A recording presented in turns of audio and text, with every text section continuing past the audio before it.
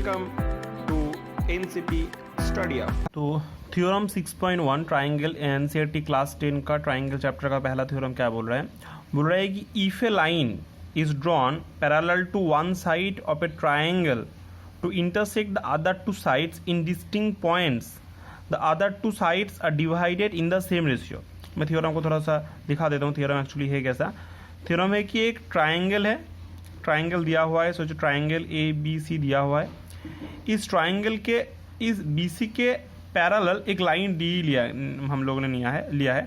तो जो D C मतलब बाकी दो साइड को जो डी सी पॉइंट पर इंटरसेक्ट कर रहा है, ए वाला लाइन, वो इस बाकी दो साइड को सेम रेशियो में डिवाइड करेगा। यानी कि ये जो ए डी है और डी बी का जो रेशियो है वो ए ई और ई सी के रेशियो के साथ सेम होगा। ये हम लोगों का प्रूव है। तो हर एक थ्योरम करने के लिए मैं बोलता हूँ क्या क्या करना पड़ता है। सबसे पहले हम लोगों को गिवन पार्ट, हर एक थ्योरम में ही वो वाला पार्ट दिया होता है गिवन, कि मुझे थ्योरम में क्या दिया गया है उसको बोलते हैं गिवन पार्ट। तो सबसे पहले हम लोग गिवन पार्ट लिखेंगे। तो स्टेप क्या है हम लोग, मैं यहाँ पे स्टेप दिखाता हूँ हम लोगों को। पहले सबसे गिवन पार्ट चाहिए। गिवन पार्ट क्या है?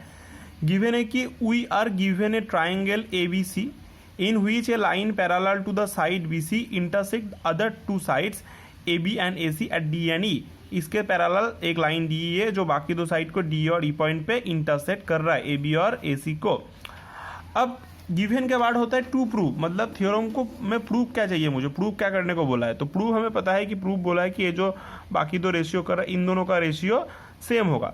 तो वी नीड टू प्रूव कि A D by D B is equal to A E by E C. इसको हमें प्रूव करना है। दिस इज अवर प्रूव है, टू प्रूव वाला पार्ट, प्रूवन पार्ट। यहाँ तक तो थ्योरम में ही दिया होता है। इसके बाद हम लोगों को थोड़ा सा थ्योरम वाइज काम करना पड़ता है, थोड़ा सा याद रखना पड़ता है, थोड़ा सा कॉन्सेप्ट को समझना पड़ता है।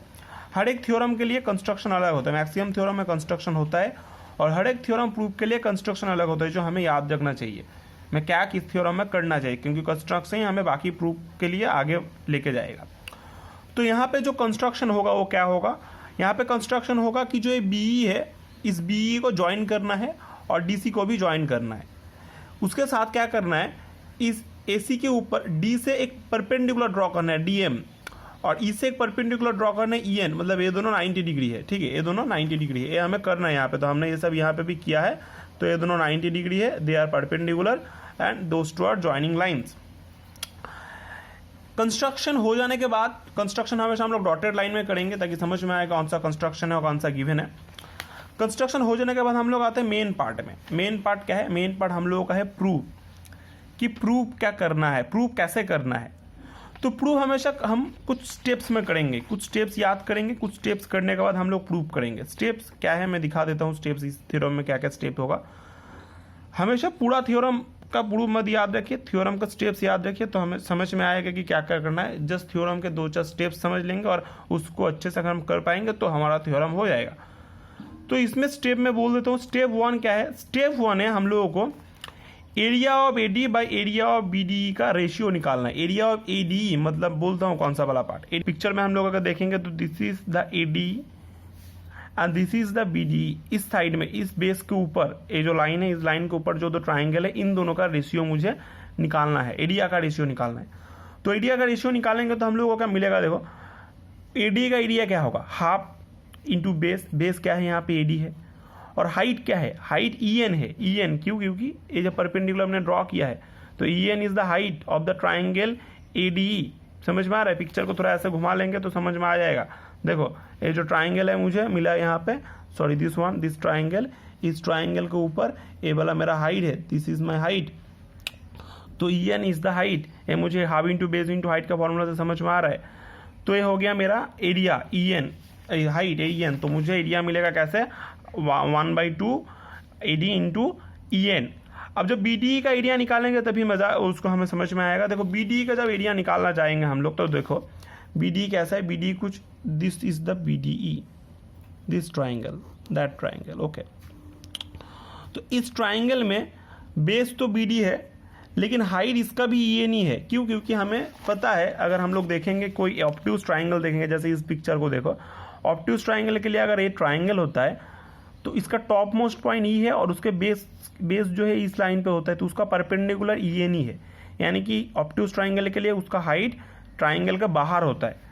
तो उसी कॉन्सेप्ट को यहाँ पे लिया गया है। तो उस ट्राइंगल का बेस, इसका भी हम लोगों का जो बेस है वो हाइट है वो भी ई एन है, तो हम लोग उसको यूज करेंगे half into A D E N, similarly half B D E N, तो कट जाएगा ई एन सब कट जाएगा और मुझे A D by B D मिलेगा जो नंबर 1 हम लोग इक्वेशन नाम दे देंगे।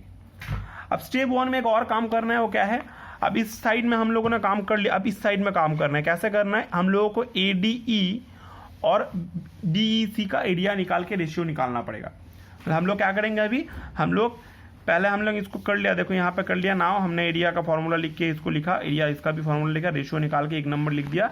सिमिलरली अब हम लोग क्या करेंगे, हम लोग ए डी ई और डी ई सी इस साइड का, उस साइड में काम कर लिया, इस साइड के, इन दोनों ट्राइंगल का, this one and that one, इन दोनों ट्राइंगल का एरिया निकाल के रेशियो निकालेंगे। तो हम लोग उसी टेक्निक में करेंगे। तो हाफ इंटू ए ई, बेस इसका ए ई है, हाइट इसका डी एम है, सिमिलरली डीईसी के लिए बेस इसका ईसी है और हाइट इसका भी डीएम है, दिस इज द हाइट। तो उस फॉर्मूला का हम लोगों ने यहाँ पे यूज किया, half into B D into E N, तो sorry half into B D E A into D M, तो ये हम लोगों ने यूज किया और हम लोगों को रेशियो मिला ए ई बाई ई सी। अब अगर फॉलो करेंगे तो एक बात देखो कि एक्चुअली ये जो राइट साइड में दोनों आया है, हमें इन दोनों को ही सेम दिखाना है थ्योरम में। थ्योरम में हमें इन दोनों को ही प्रूव करना है, इन दोनों को ही हमें सेम प्रूव करना है। तो हमें तो थोड़ा सा थ्योरम का मेन कॉन्सेप्ट तो मिल ही चुका है, देखो पहला स्टेप में ही हमें वो कॉन्सेप्ट मिल चुका है कि क्या करना है।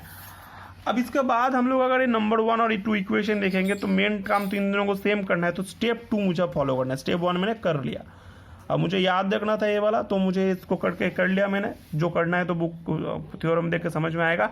स्टेप 1 था रेशियो निकालना।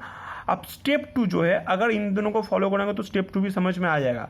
देखो इन दोनों को सेम करने के लिए इन दोनों को सेम होना चाहिए, लेफ्ट साइड वाला, तो इन दोनों का this area and this area दे तो सेम ही है, ये दोनों एरिया सेम ही है क्योंकि दोनों एक ही ट्राइंगल है। तो हमें प्रूव करना होगा किसी वजह तरह से कि this area and that area are same, ये दोनों एरिया सेम है, यानी कि area of the triangle B D is and area of the triangle D is are same. तो स्टेप 2 मुझे क्या फॉलो करना है, मुझे area of B D E और area of D E C इन दोनों को सेम दिखाना है। This is my step 2।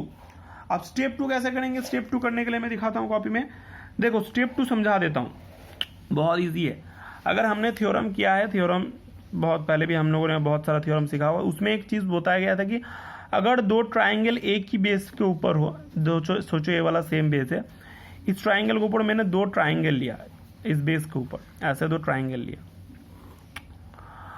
अब बोला गया है कि अगर ये दोनों ट्राइंगल सेम बेस के ऊपर है और ये दोनों ट्राइंगल जो बेस है पैरेलल, सेम पैरेलल लाइन, ये दोनों पैरेलल लाइन के बीच में है, तो इन दोनों का एरिया सेम होगा ही होगा। क्यों होगा, देखो क्योंकि अगर बेसिक हम लोग फॉर्मेट में फॉलो करेंगे तो हमें पता है कि this for this triangle area is half into base. देखो सोचो अगर मैं नाम दे देता हूँ ए बी सी और टी नाम देते थे, तो बेस इसका बी सी है, ओके, और हाइट इसका सोचो this one, that one is the height, इस तरफ इस लाइन में दोनों पैरेलल लाइन के बीच का जो डिस्टेंस है, सोचो कुछ भी हो, मैं हाइट को एन बोल देता हूँ, ठीक है, मैं नाम नहीं देता, एन बोल देता हूँ, एन। अब अगर तुम देखोगे दिस ट्राइंगल फॉर, ये तो मैंने ए बी सी के लिए किया, ए बी सी ट्राइंगल के लिए किया मैंने। अभी मैं अगर ट्राइंगल बी सी डी के लिए देखूं तो देखो इसमें भी हाफ बेस सेम है बी सी, और इसमें भी देखो दोनों पैरेलल लाइन के बीच का जो डिस्टेंस है वही हम लोगों का हाइट है। दोनों सेम पैरेलल लाइन के बीच का हाइट हमेशा सेम होता है, इसका मतलब ए भी एन ही है, तो this one is also an. तो देखो दोनों का एरिया का फॉर्मूला सेम आया, यानी कि अगर दोनों का बेस सेम और सेम पैरेलल लाइन के बीच में हुआ तो उन दोनों का एरिया सेम होता है, पहले हम लोगों ने सीखा है। तो उसी लाइन को यहाँ पे लिखना है हमें, since this triangle and this triangle, मतलब ये दोनों triangle are on the same base D and between the same parallel line B C and D, therefore दोनों का एरिया सेम है। इसको 3 नंबर नाम देते हैं, और 1 2 3 अगर कंपेयर करेंगे तो समझ में आएगा कि this one is equal to that one, यानी कि that one is equal to that one. लिखने का ज्यादा जरूर है, हम लोग सिर्फ बोल देंगे, क्योंकि देखिए ये दोनों तो सेम है और ये दोनों भी सेम मैंने प्रूव किया, तो ये पूरा का पूरा पार्ट इस पूरा का पूरा पार्ट के साथ सेम हो गया। यानी कि अगर ये लेफ्ट सेम हो तो राइट सेम हो, जो मेरा प्रूव है। तो हम लोग लिखेंगे देयरफॉर फ्रॉम 1 2 एंड 3, करने का जरूरत नहीं है, सिर्फ लिख देना कि A D by B D is equal to A by E C, hence prove. तो देखो स्टेप, तो उस हिसाब से हम लोग अगर देखेंगे तो स्टेप 1 स्टेप 2, अगर मैं पूरा थ्योरम समराइज करूंगा तो देखो थ्योरम में क्या है, थ्योरम कुछ स्टेप से बन रहा है। पहला गिवन पार्ट, प्रूव वाला पार्ट, कंस्ट्रक्शन वाला पार्ट, प्रूव में 2-3 स्टेप याद रखो, हर एक थ्योरम में वही होगा, कुछ स्टेप याद रखना है। स्टेप वन कैसा है? स्टेप वन है कि दोनों का एरिया निकाल के रेशियो निकालना है, नंबरिंग करना है। स्टेप 2 कैसा है? दोनों के एरिया को सेम दिखाना है, फिर उसको एक 3 नंबर नाम दे देंगे। इक्वेशन को सोचो 3 नंबर नाम दे देते हैं। उसके बाद लास्ट स्टेप में क्या है? लास्ट स्टेप में कंपेयर करना है, कंपेयर करके मेरा थ्योरम अल्टीमेटली मिल जाएगा। तो यहाँ पे मेरा पूरा का पूरा थ्योरम दिया हुआ है, थ्योरम का स्टेटमेंट, गिवन पार्ट जो हम लोगों को थ्योरम से मिल जाएगा, टू प्रूव गिवन थ्योरम से समझना पड़ेगा, कंस्ट्रक्शन हर एक थ्योरम का अलग अलग होगा। फिर कुछ स्टेप, पहला वाला स्टेप सोचो ये वाला है, फिर सोचो दूसरा वाला स्टेप ऐसा है कि प्रूफ बोलना है मैंने बोला, और तीसरा वाला स्टेप में प्रूफ खत्म हो गया। यही हो गया थ्योरम का पूरा concept. Thanks for watching. Please like, share and subscribe.